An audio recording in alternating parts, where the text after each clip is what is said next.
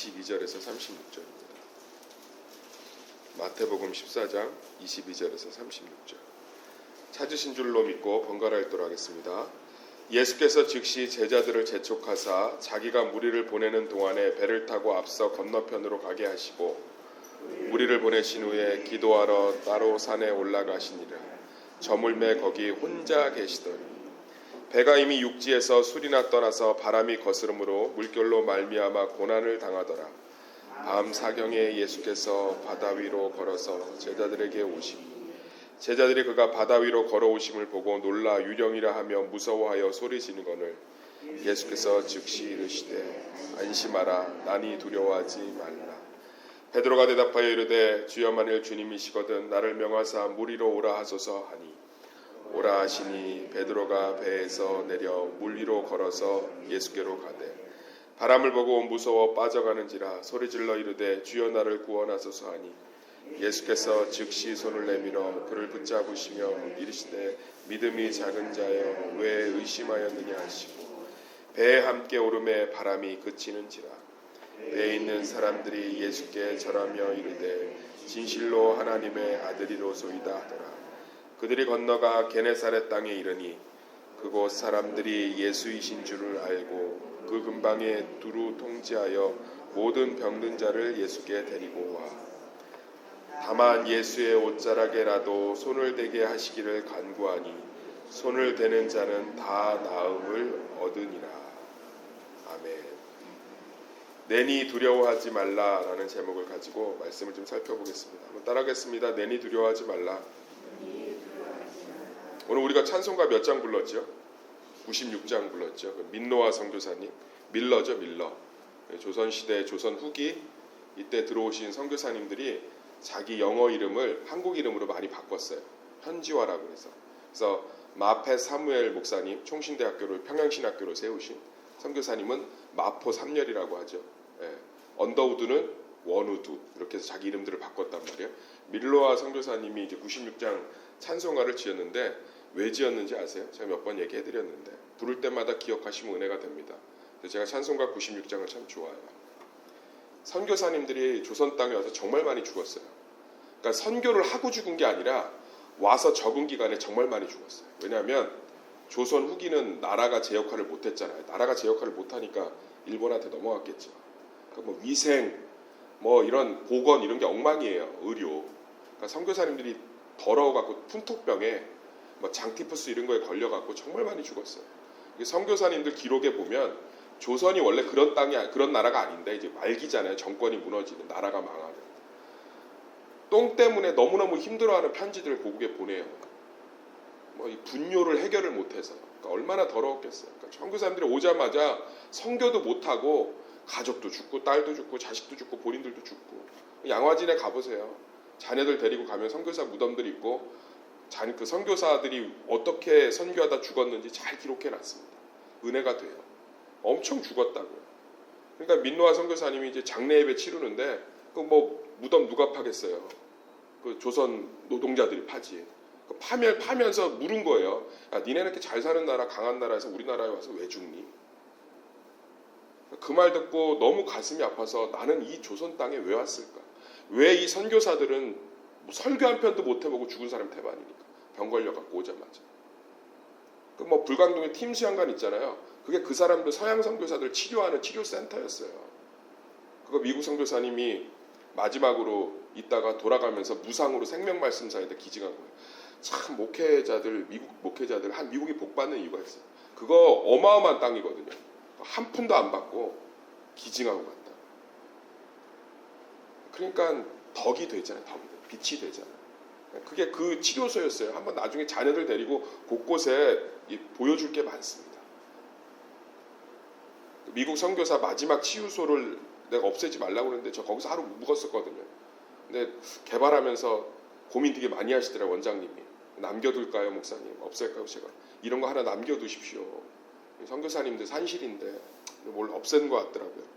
근데 그런 데서 휴양하시고 그러면서 뭘 한 거냐면 이 밀로아 선교사님이 이 선교사들 생각하면서 쓴 시가 찬송이 이 96장. 그러면서 예수님은 누구신가? 이 예수님 전하러 조선 땅에 왔다. 오늘 그 얘기예요. 예수님이 누구신가? 그러니까 신앙생활을 하면 항상 우리 가운데 하나님이 신앙을 잘하기 위해서 경험하게 하시는 방식이 딱 두 개예요. 그게 뭐냐면 내가 내 삶의 왕이 되어서 실패를 경험하게 하거나 예수님이 통치하실 때 얼마나 은혜로운 나라가 되는지를 경험하게 하세요.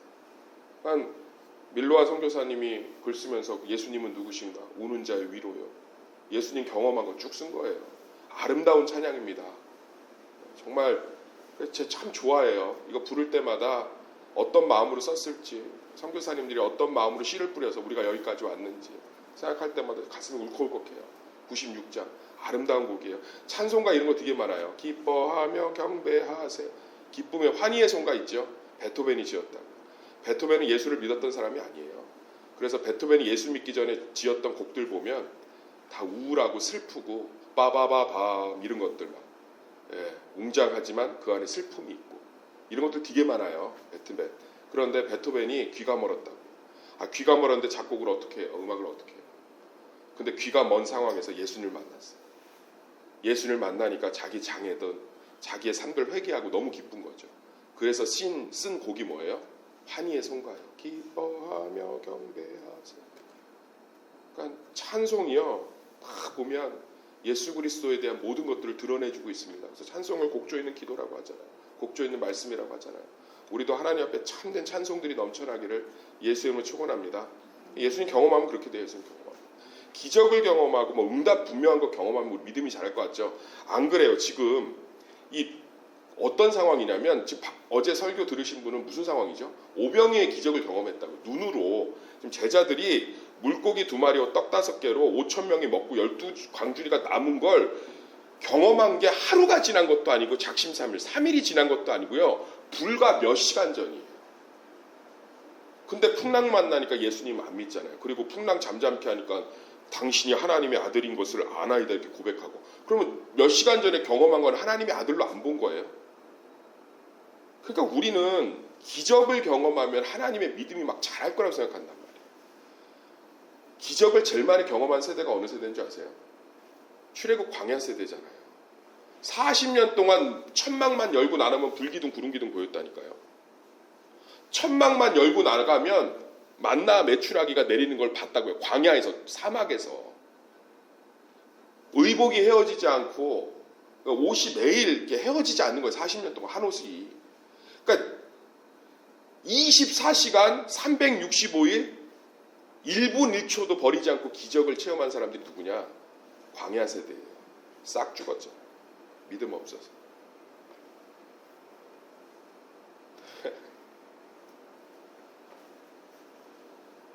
나는 그 자리에 있었으면 믿었을 것 같은데요. 우리는 만나 메추라기 구름기둥 불기둥보다 더한 기적이 우리 가운데 있죠. 예수님이 우리 안에 계시잖아요. 할렐루야. 근데 염려하고 불안하지 안 믿잖아요. 예수님이 십자가에서 나를 구원할 정도로 사랑했으면 그 사랑이 날 떠나겠습니까? 안 떠나겠습니까? 안 떠나죠. 로마서에도 써 있잖아요. 어떠한 것도 그리스도와 우리 사랑에서 끊을 수 없다. 근데 안 믿잖아요. 하나님의 기록된 말씀이 출애굽 때는 없었다고. 그래서 만나가 내려야 되고 메추라기가 와야 되고 불기둥 구름기둥이 있어야 되는데 기록된 계시인 하나님 말씀, 하나님의 전부를 경험할 수 있는 능력의 말씀을 주셨는데 안 보잖아요. 그러니까 우리나 광야나 똑같아요. 우리가 나은 이유는 은혜인 줄 믿습니다. 예수님의 십자가 때문에 은혜를 더 받은 거예요. 그러니까 우리는 아무 말 할 수가 없어요. 그들 정죄할 수가 없다. 왜요? 똑같거든. 똑같아요. 이 말씀 따라가고 이 말씀 순종하고 이 말씀 들으면 산다고잖아요. 안 보잖아. 안 먹잖아. 똑같다니까요. 그러니까 기적 갖고 사람이 변하는 게 아니에요. 뭐 갖고 경험하느냐? 내가 내 마음대로 살았을 때 엉망진창 되는 거 경험하고 내가 죄인이구나.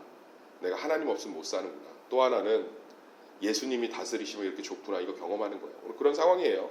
예수께서 이 제자들이 오병이어의 궤적을 이 백성들이 경험하니까 눈이 횟가닥 돌았어요. 예수님 붙잡고 왕 삼으면 이거 자판기다. 이거 뭐 도깨비 왕망이다.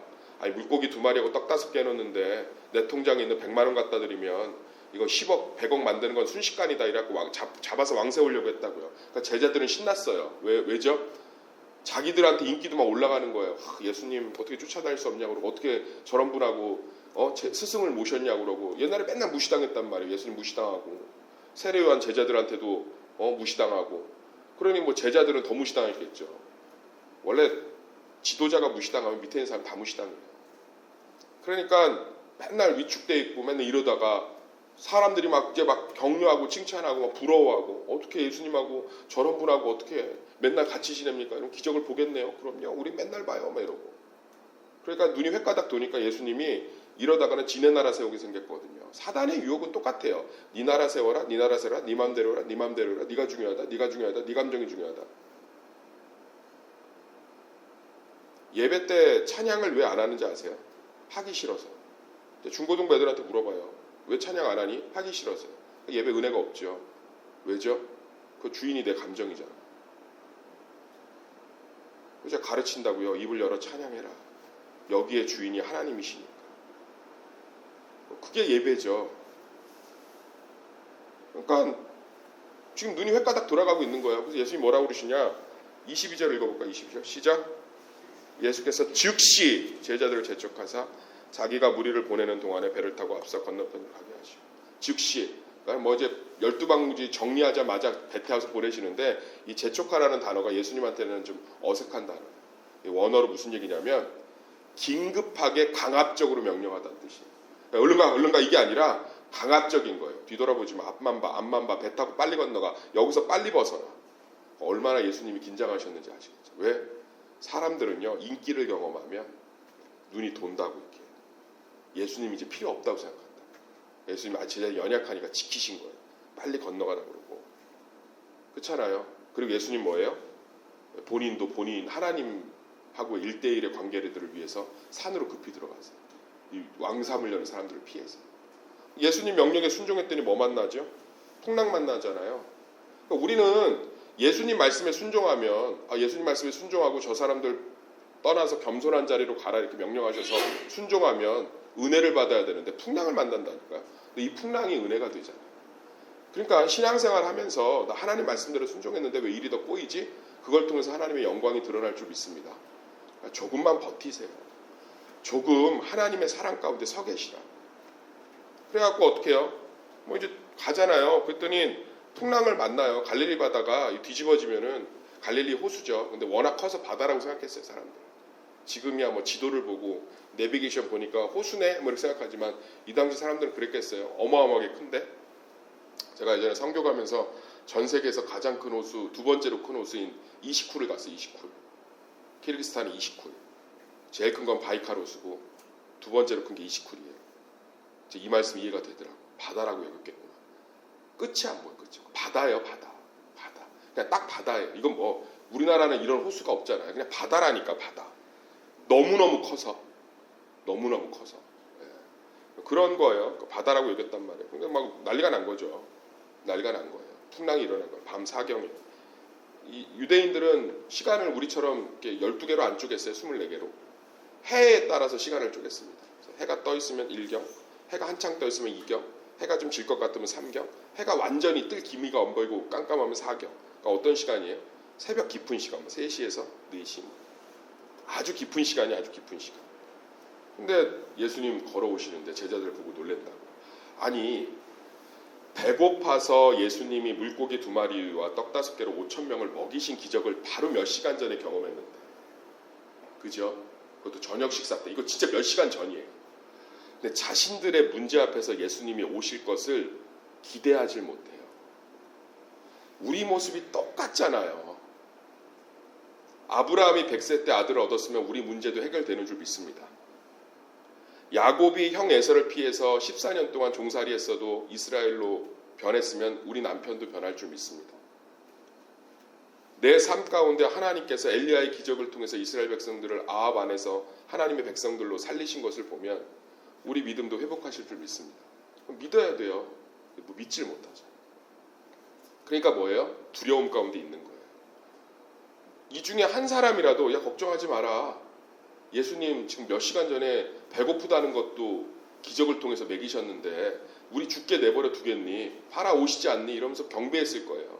근데 아무도 오실 거라고 생각도 안 했고 오실 수도 없다고 생각한 거예요. 바다 한가운데니까. 예수님의 사랑도 안 믿은 거고 예수님의 능력도 안 믿은 거죠. 저는 이거 보면서 엄청 회개했어요. 말씀 준비하면서. 나는 예수님의 사랑을 믿고 있는데 맨날 서운하대죠. 사람한테 서운하대. 이미 누군가가 나를 위해 죽을 만큼 사랑했는데 맨날 서운하대. 맨날. 더 이상 어떤 사랑을 받아야 채워질까? 채울 수가 없어요. 너무 큰 사랑을 받아서. 죽기까지 사랑했대잖아요. 다 인정해줬대잖아요. 있는 모습 그대로 창조주가 받아줬는데 뭐가 그렇게 서운한지. 제가 그래, 제가. 하나님의 사랑을 안 믿는 거예요. 오실까? 방금 전에 먹을 거 해결해준 그 사랑을 보고서도. 두 번째가 우리 연약함이에요. 능력. 성경에 맨날 기적을 우리가 보잖아요. 물 잃어 걷고 나병 환자 고치고 계속 얘기할까요? 눈 먼 자 눈뜨게 하고 앉은 병리 일으키고 못 고치는 게 없고 못 행하신 능력이 없고 물 가르고 비처럼 내리고 400만 되는 인구를 하나님 굶어 죽는 사람 없이 다 통치하시고 다스리시고 먹이시고 입히시고 계속 그 얘기에 성경이 먹이시고 입히시고 지키시고 도우시고 먹이시고 입히시고 도우시고 지키시고 먹이시고 입히시고 도우시고 지키시고 성경의 66권이 다 이야기인데 압니다. 그게 똑같은 거예요. 우리 똑같은 거. 예수님 걸어오시잖아요. 그러면서 뭘 증명하시는 거예요? 내가 너희들을 얼마나 사랑하는지. 혼자 산에 올라가서 기도하는데 제자들 바다 한가운데서 무서워하는 거 보니까 맨발로 뛰어오신 거예요. 무리를 걸어서. 이게 얼마나 먼 거리예요. 써 있잖아요. 갈릴리 호수 크다니까요. 한가운데 가셨으니까 막 정신없이 뛰어오신 거예요. 날씨가 좀 우중충하고 바람이 불 것 같으니까 막 정신없이 뛰어오신 거예요. 이게 예수님인 줄 믿습니다. 지금 내 고난 가운데 있어서 하나님 아무것도 안 하는 것 같은데 뛰어오고 계세요. 할렐루야. 그분 가만히 있을 수 없어요. 우리 너무나 사랑하기 때문에. 우리가 통곡하면서 기도할 때, 우리가 절망 가운데 낙심하고 있을 때 뛰어오고 계신 줄 믿습니다. 그게 사랑인 거예요. 사랑. 그러면서 뭐라고 그러죠? 27절 27절 시작. 예수께서 즉시 이르시되 안심하라 나니 두려워하지 말라. 저 같았으면 소리부터 지르고 갔을 거예요. 야 니네 몇 시간 되니? 몇 시간. 야 몇 시간. 징하다 징해. 진짜 징해. 뭘 어떻게 하면 좀 믿을래? 야 니네 지금 먹은 거 소화도 안 됐어. 오병이요. 야 니네 진짜 내가 네 구원을 하는데 내가 약속을 했기 때문에 진짜 니네 진짜 답이 없는 애들이야. 안 하잖아. 믿음 없는 거 보고 탓하지 않고 안심해라. 난이 두려워하지 말라. 이게 우리 예수님인 줄 믿습니다. 부족하다는 얘기 좀 그만하세요. 내가 믿음이 없어서. 그거 교만이에요. 믿음 없는 거 당연한 줄 믿습니다. 제자들도 없었는데 눈으로 오병이어 몇 시간 전에 본 제자들도 없던 믿음이 우리 안에 뭐가 생기겠어요. 진짜 믿음이 뭔지 아세요? 주님 내가 죄인입니다. 믿음이 없습니다. 주님 내게 은혜 주세요. 긍휼히 여겨주세요. 나 주님 없으면 못 살아요. 인도해 주세요. 오늘 하루 주님 손에 맡깁니다. 내일 일은 난 몰라요. 이게 진짜 믿음인 줄 믿습니다. 그런 거예요. 주님 앞에 나아가. 베드로가 또 여기서 오버하죠. 나도 걷게 해주세요. 예수님 또 걷게 해줘요. 근데 또 풍랑 보고 빠져드니까 예수님 그때는 탓해요. 왜냐하면 베드로가 빠지는 거 보고 예수님도 놀라신 거예요. 예수님 자꾸 신적인 것만 떠올리는데 예수님 온전한 사람이었습니다. 놀라기도 하고 긴장도 하시고 화도 내시고 배고픔도 느끼시고 욕구도 느끼시고 다 그러셨어요. 얼마나 피곤하셨으면 뱃머리에서 주무셨겠어요. 배 타보셨죠? 뱃머리에서 한번 주무셔보세요. 되나? 얼마나 피곤하셨는지 목회 일정이. 한 사람이라도 더 구원하고 살리려고 밤잠을 설치신 거예요. 그리고 또 밤에는 주무셔야 되는데 기도하러 올라가시고. 저 이거 보면 제 목회 아직도 멀었다는 생각 많이 해요. 지금 제가 예수님 얘기 계속 하고 있는 거예요. 얼마나 좋은 왕인지 우리 가운데 있는지. 그거 경험하라고 이 본문 줬기 때문에. 그럼 베드로가 의심해서 빠져드니까 얼마나 놀랬겠어요. 그러니까 야, 왜 의심하니? 그러면서 이제 즉시 계속 나오는 게 즉시예요. 22절도 즉시, 27절도 즉시, 31절 읽어볼까요? 시작. 즉시 손을 내밀어 그를 붙잡으시며 이르시되 믿음이 작은 자여 의심하지. 그러니까 14장 22, 30절 이 즉시가 계속 나오잖아요. 예수님 우리 어려움 가운데 있으면 즉시 도우시는 줄 믿습니다. 즉시. 사랑은 즉각적이잖아요. 그 사랑이 우리하고 함께하고 있는 거예요. 내 삶을 안 돕는 것 같은데 그게 거짓이라고요. 사단이 주는 거고 내 교만이라고. 즉시 도우시는 분이에요. 다 통제하고 계세요.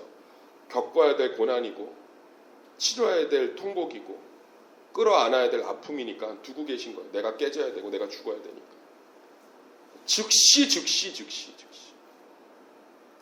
즉시. 예수님의 사랑은 즉시. 계속 그 얘기하고 있는 거예요. 할렐루야. 그러면서 이제서야 막 경배하잖아요. 33절 읽어볼까요? 시작.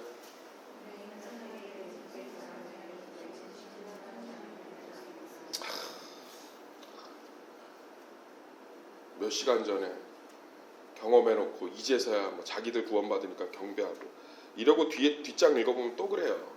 근데 예수님 실망하지 않는다. 사람이 연약한 걸 알고 계세요. 그러니까 십자가에 올라가셨죠. 할렐루야. 사람이 연약하지 않으면 예수님 안 오세요. 니네들 열심히 해서 믿음 키워라 이러지. 그럴 수 없으니까 십자가에 올라가신 거죠. 그리고서는 예수님 또 뭐예요?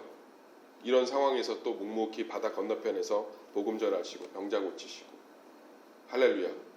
사랑하는 새소맣게 성도님들, 예수님은 누구십니까? 우는 자의 위로와 제자들이 믿음이 없어도 즉각적으로 달라와서 안심시켜 주시고, 제자들이 고난에 빠지면 즉시 오시고, 제자들이 고난 빠진 걸 건너편 산에서 혼자 기도하실 때도 다 보고 계시고, 이게 우리 예수님인 줄 믿습니다. 사순절 기간 뭐 하길 원하십니까? 예수 사랑 경험하시기를 소망합니다. 그 사랑에서 우리 삶이 끊어질 수 없고, 그 사랑에서 오늘 하루가 끊어질 수 없고, 그 사랑에서 우리 문제가 끊어질 수가 없고, 그 사랑 가운데 우리의 연약함이 끊어질 수 없는 줄 믿습니다. 그 예수님 함께 하십니다. 그 소망으로, 그 말씀을 붙들고, 그 사랑을 붙들고 사시기를 간절히 소망합니다. 소망합니다.